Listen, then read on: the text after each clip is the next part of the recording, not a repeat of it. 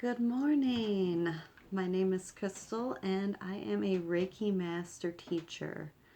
I hope that this video finds you well and that you've had a really amazing week.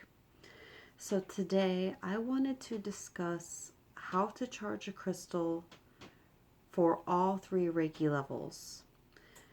A first degree Reiki practitioner, a second degree Reiki practitioner, and a master practitioner. So I'm of course going to put my own experience in here, and as I was taught from my own master teacher, you really can get as creative as you want with this. You don't have to be so rigid. Some people are so rigid when it comes to it. Let it still be fun. Bring the joy into it. We are very spiritual people. We love spirituality. We love having creative freedom. So let that play into your practice. I find that to be very important, and that means that you're not going to get bored with your practice if you bring some creativity into it. So you can use this as a guideline and then just, kind of add in what it is that you'd like to add in. So when I became a first degree Reiki practitioner, I struggled a lot in the beginning. I felt like I was wondering if Reiki was even flowing through me. I felt like I wasn't really feeling it. I didn't know if I was successfully healing myself or charging my crystals or any of the other intentions that I had set. But you see, I had, ever since attunement, I was able to do those things, but it was my own self-doubt. It was those mental barriers that I was putting up for myself. I was creating my own blockages. And I feel that's something that a lot of first degree Reiki practitioners could go through. So if this is you, if you are a first degree Reiki practitioner, try not to give yourself that doubt. Don't create those blockages for yourself. Remember, it starts off as like a tiny trickle.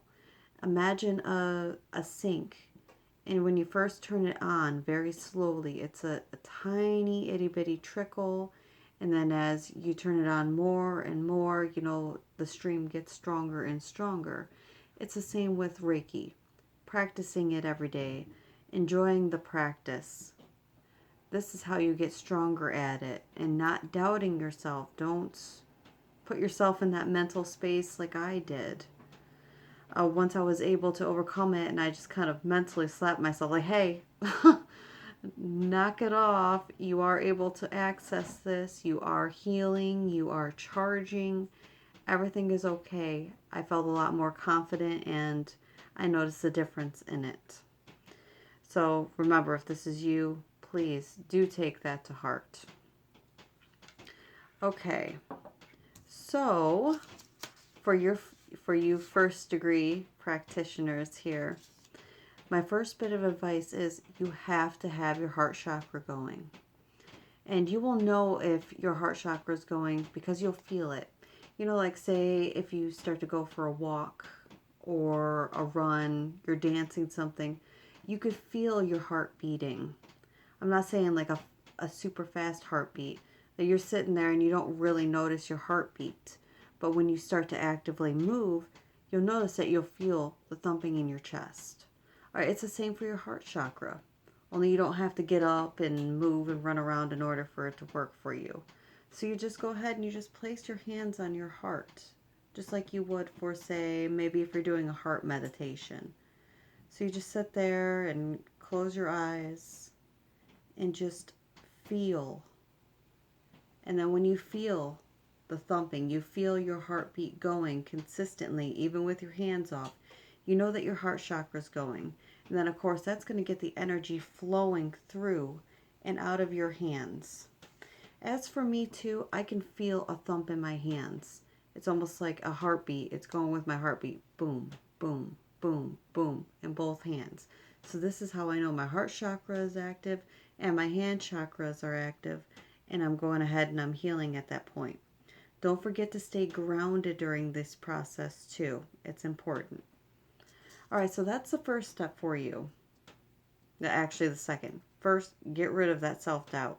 Have that positivity.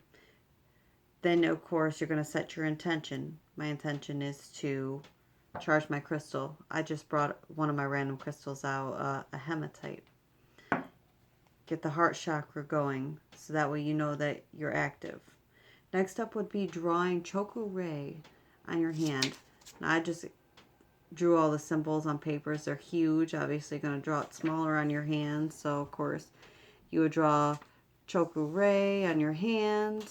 I always like the tap of the middle as I say it. Chakra, chakra, chakra. And you can do that on both hands. And then, of course, you would put your crystal in your hand. And if you're like me, it doesn't hurt. You don't have to do this process. It's just something that I do. I also like to draw the symbols on the crystal too. Even though my hands are already activated, we already know that chakra means 100% power here. All right, I draw it on my hands. I draw it on the crystal. And then, of course, there's no real set time limit for it, but it is suggested for 10 to 15 minutes. If you have less than that, just go ahead and do it for less than that. A few minutes or more. It's really how strong your intention is, how strong your visualization is for it. So that's, for your first degree Reiki there. And then next would be second degree Reiki. So again, we would follow those steps there. Make sure that there is no self-doubt. Activate your heart chakra. You're going to draw chakra.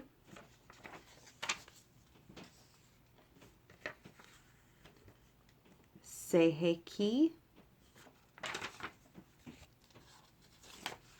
And I'm not sure if everyone learns Honshaze Shonin in second degree Reiki, but my master had taught me it in that level.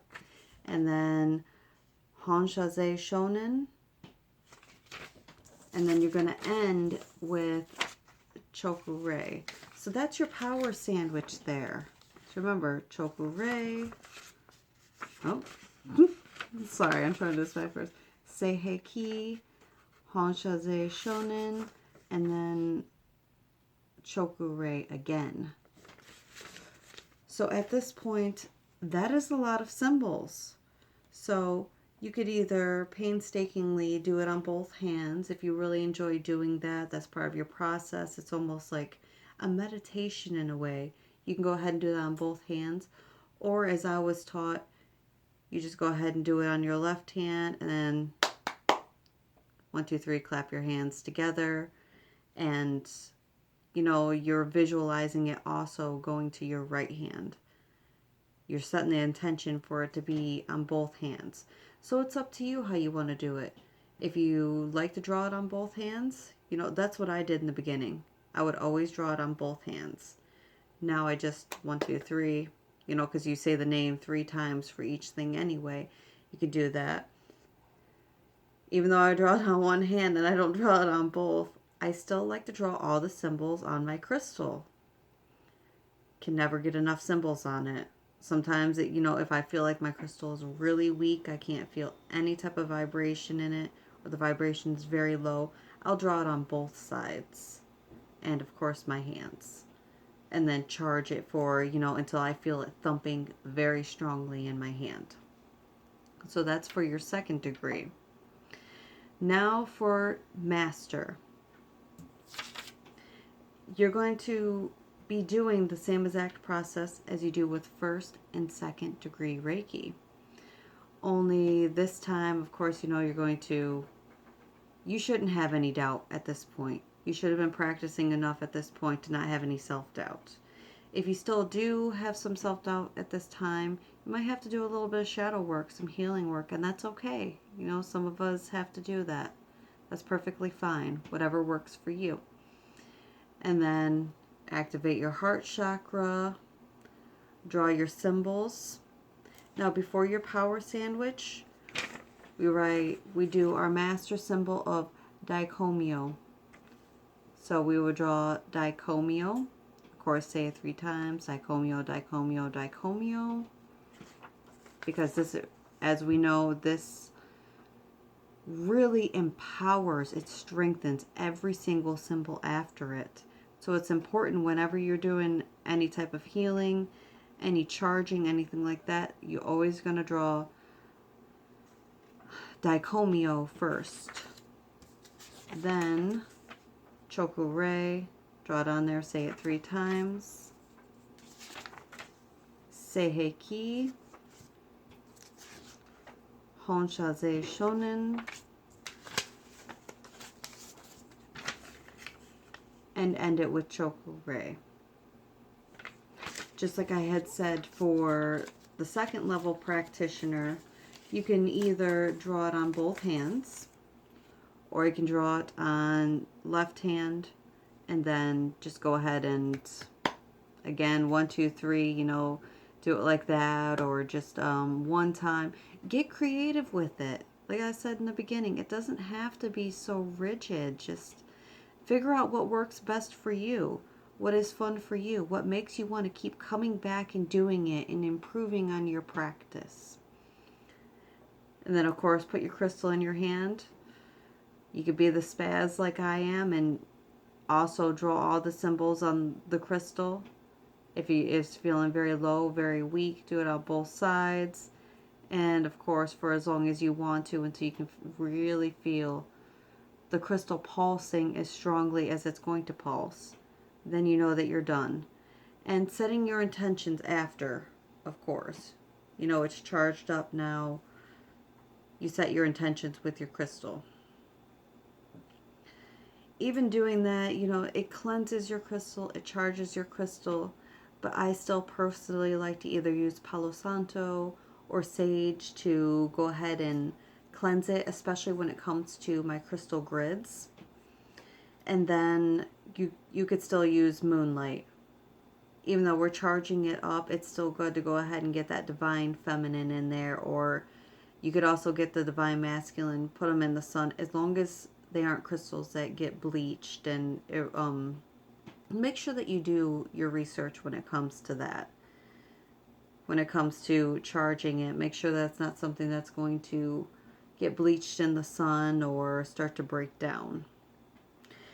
So another thing with the master level is I like to use the prayer that my master had taught me for the grid. Now this is an extra step that I add on to it. You aren't told that you have to do this portion of it for charging crystals, but I still do it. So after I've already drawn my symbols on my hands and on my crystal, like I like to do, then of course I will sit there and I will close my eyes and I'll say, I charge this crystal with lights, with light, with light, to heal, to heal, to heal. I charge this crystal with Reiki, with Reiki, with Reiki, to heal, to heal, to heal. I connect this crystal to my highest level spiritual guides, to heal, to heal, to heal. And I connect this crystal to divine source, to heal, to heal, to heal. That's the same exact prayer that my master taught me. He came up with it himself. Wonderful man. I'm so happy that he shared that with me because it's extremely powerful when you're creating your grid and, you know, you're tracing your lines. I already made a video for that, so if you're interested, you just go ahead and go back to my videos and you will find that, how to make the Reiki crystal grid. So I just go ahead and I use that same prayer for the crystal that I'm charging. And at that point, I'm already starting to feel this thumping, and that's amazing. I've hardly done anything at this point, and I'm already feeling it. So yeah, that was just a quick little rundown of all 3 levels, how you can go ahead and charge your crystal. I hope that this was helpful for you. I hope that it shed some light that in the beginning we all have a little bit of doubt, and that it's okay. The energy is flowing through you. Sometimes it just takes a while. Sometimes it takes, that full 21-day process of cleansing out your system, really getting all of your chakras activated, especially if you're someone, say, in the beginning of your spiritual journey and you don't actively always work on your chakras. It will break through any blockages, and this will help the Reiki flow a little bit easier. So just don't create those blockages for yourself. And yeah, let me see, is there anything else I want to bring up? No, I don't think so. So yes, stay creative, stay positive, keep that solar plexus nice and open and ready to go, and keep those crystals charged. I love you all very much. Thank you.